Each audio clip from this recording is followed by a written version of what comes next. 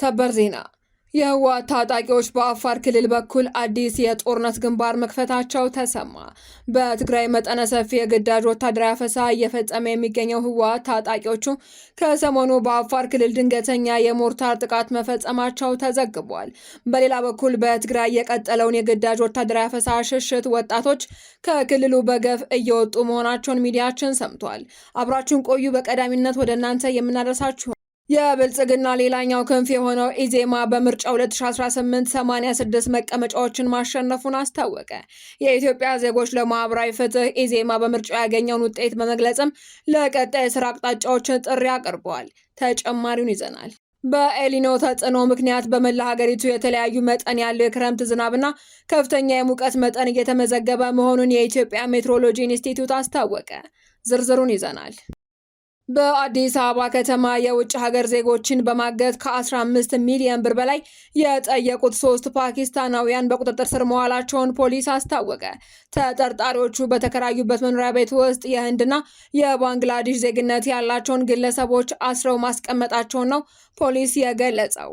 ተጨማሪ ያለን ከውጭ በተሰማ ሰበር መረጃ የብሪታንያው ጠቅላይ ሚኒስትርና የሌበር ፓርቲ መሪ ኬር ስታርመር የተረከቡትን የሀገሪቱን ከፍተኛ የስልጣን መንበርና ከፓርቲ መሪነታቸው በገዛ ፈቃዳቸው መልቀቃቸውን በድንገት አስታወቁ። መረጃውን ይዘናል። በዩክሬን ጥቃት ምክንያት በሩሲያ ቁጥጥር ስር የምትገኘው ክሪሚ ለሲቪሎች የነዳጅ ሽያጭ አገደች።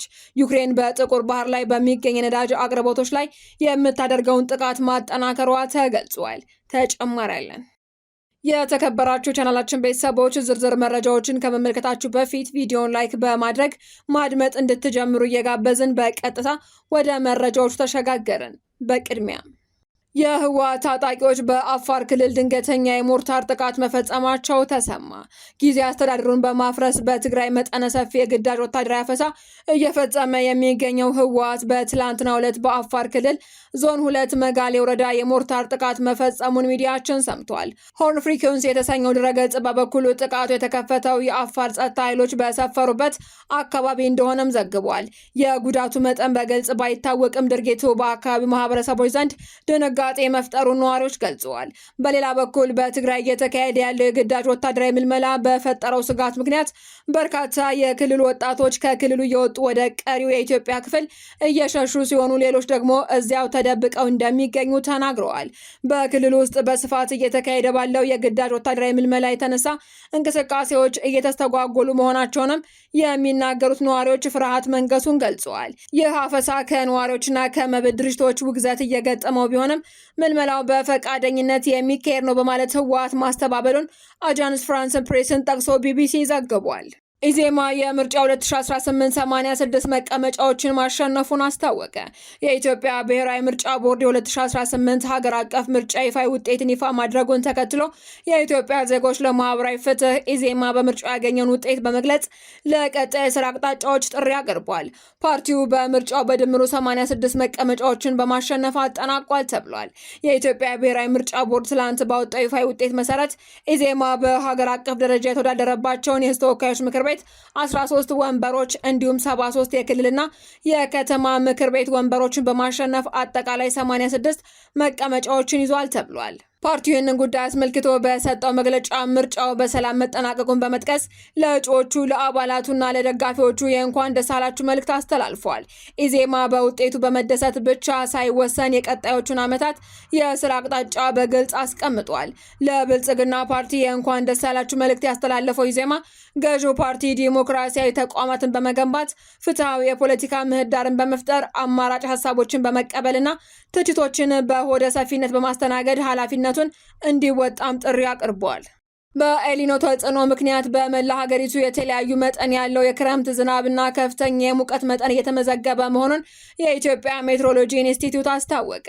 ካለፉት ቀናት ጀምሮ በሀገሪቱ በአብዛኞቹ አካባቢዎች ላይ ጠንካራ የደመና ክምችት የነበረ ሲሆን ከቀላል እስከ መካከለኛ እንዲሁም ከ30 እስከ 125 ሚሊ ሜትር የሚደርስ እጅግ ከባድ መጠን ያለው ዝናብ መመዝገቡን የኢንስቲትዩቱ የትንበያና ቅድመ ማስጠንቀቂያ ዘርፍ ምክትል ዋና ዳይሬክተር ዶክተር አሳምነው ተሾመ ገልጸዋል። ይህ በአሁኑ ወቅት እየታየ ያለው የዝናብ መጠንና ስርጭት ለግብርና ስራ እንቅስቃሴ፣ ለማዳበሪያ ዝግጅት፣ ለውሃ ተፋሰሾች ልማት እንዲሁም ለቋሚ ተክሎችና ፍላጎት መሟላት ከፍተኛ ጠቀሜታ እንዳለው ተናግረዋል። ይሁን እንጂ የክረምቱ ዝናብ ተጠቃሚ በሆኑት በእነዚህ አካባቢዎች ዝናብ እየጣለ ባለበት በአሁኑ ወቅት፣ በሌላ በኩል ደግሞ በሶማሌ ክልል ደቡባዊ ክፍሎች፣ በጋምቤላ፣ በመተማ፣ በቋራ፣ በአፋር፣ በሰመራ፣ በዱፍቲ፣ በቀብሪ ዳርና በጎዴ አካባቢዎች የቀኑ ከፍተኛ ሙቀት መጠን እስከ 41 ዲግሪ ሴልሲየስ ሆኖ መመዝገቡን ምክትል ዋና ዳይሬክተሩ ጠቅሰዋል። የውጭ ሀገር ዜጎችን በማገት ከ15 ሚሊዮን ብር በላይ የጠየቁት 3 ፓኪስታናውያን በቁጥጥር ስር ዋሉ። የፓኪስታን ዜግነት ያላቸው ዣን ካሊድ ፈርዝ ሞሐመድ እና ሞሐመድ ጀናይ የተባሉ ተጠርጣሪዎች የወንጀል ድርጊቱን የፈጸሙት ሰኔ 4 እና ሰኔ 11 ቀን 2018 ዓ.ም በለሚኩራ ክፍለ ከተማ ወረዳ 9 ጎሮ አትሌቶች መንደር ነው ተብሏል። ተጠርጣሪዎቹ በተከራዩበት የመኖሪያ ቤት ውስጥ የህንድና የባንግላዴሽ ዜግነት ያላቸውን ግለሰቦች በመያዣ ነት በመጠቀም የግል ተበዳዮችን በገመድ በማሰርና በፕላስተር በማፈን ከ15 እስከ 30 ሚሊዮን ብር በመጠየቅ ጥቃት አድርሰውባቸዋል ነው የተባለው።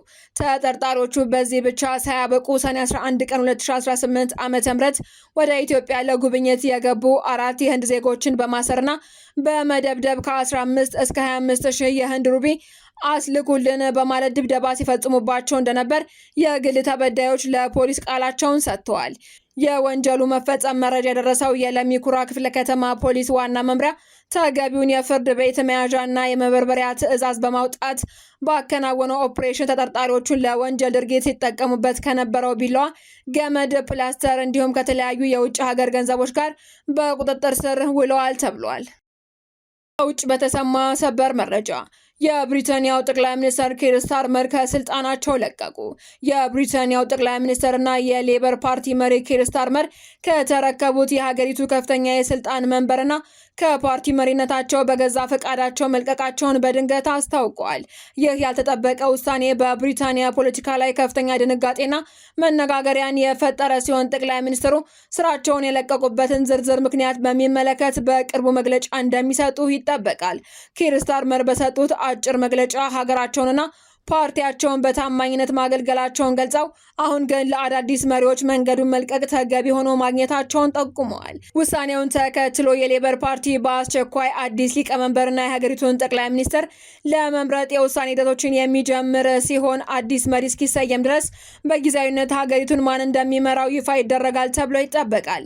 የዚህን ታሪካዊ ውሳኔ ዝርዝር መረጃዎችና ተከታታይ ኩነቶች እንደደረሱን የምናቀርብ መሆኑን እንገልጻለን።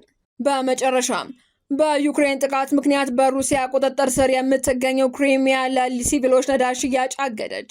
ዩክሬን በጥቁር ባህር ላይ በሚገኙ ነዳጅ አቅርቦቶች ላይ የምታደርገውን ጥቃት ማጠናከሯን ተከትሎ ነው በሩሲያ ቁጥጥር ስር የምትገኘው የክሪሚያ ባለስልጣናት እዚህ ውሳኔ ላይ መድረሳቸው የተሰማው። የሩሲያ ባለስልጣናት ዩክሬን ሌሊት ላይ በሰነዘረችው ጥቃት 4 ሰዎች ህይወታቸው ሲያልፍ 28 ሰዎች መቁሰላቸውን ተናግረዋል። ጥቃቱን ተከትሎ በአካባቢው የሚገኙ ነዳጅ ማደያዎች ለግል ኩባንያዎችና ለሲቪሎች የሚያደርጉትን ማንኛውንም የነዳጅ ሽያጭ ላልተወሰነ ጊዜ እንደሚያቆሙት አስታውቀዋል። የዩክሬን ጦር በቅርብ ሳምንታት ውስጥ በክሪሚያ የነዳጅ አቅርቦቶች ላይ ተደጋጋሚ ጥቃቶችን የሰነዘረ ሲሆን ይህም ግዛቲቱ በፈረንጆች 2014 በሩሲያ ከተጠቃለለች በኋላ የከፋ ጥቃት ነው ተብሏል።